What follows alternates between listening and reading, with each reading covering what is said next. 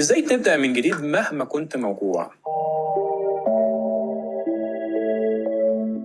للناس اللي عايزة تقوم بعد خيبة الأمل. عارف اللحظة ديت اللي بتحس فيها إنك خلاص اتكسرت، مش عارف تقوم ولا عايز حد يشوفك وإنت بالشكل ده. ناس تقول لك شد حيلك قوم، بس صدقني الحقيقة إنك مش محتاج إنك تقوم بسرعة، أنت محتاج تهدى وتتنفس. ليه؟ لأن علم النفس بيقول هنا إن أول خطوة للشفاء بعد الصدمة هي إنك تسمح لنفسك إنك تحس من غير مقاومة. في دراسة في إحدى الجامعات أثبتت إن اللي بيعبر عن وجعه بطريقة آمنة بيقدر يرجع لنشاطه أسرع 40% عن الشخص اللي بيكبت وبيقفل على نفسه. طيب في الحالة دي نبدأ منين؟ كل اللي أنا عايزك تعمله إنك هتجرب تمرين بسيط جدا كل يوم. افتح نوت واكتب سؤال واحد بس: إيه أصغر خطوة ممكن أعملها النهاردة علشان أقدر إن أنا أعيش صح؟ حتى لو مفيش فكرة معينة بتدور في دماغك، حتى لو كانت مجرد كوباية شاي دافية هتشربها، لو هتتمشى 5 دقايق، المهم إن أنت تحس أنا هنا. وده اللي بنشتغل عليه في الجلسات، مش إن إحنا نقنعك تقوم، إن إحنا نكون جنبك لحد ما تحس برجلك قادرة تمشي دي. عايزك تقول لي بقى إيه هي أول خطوة صغيرة نفسك فعلا إن أنت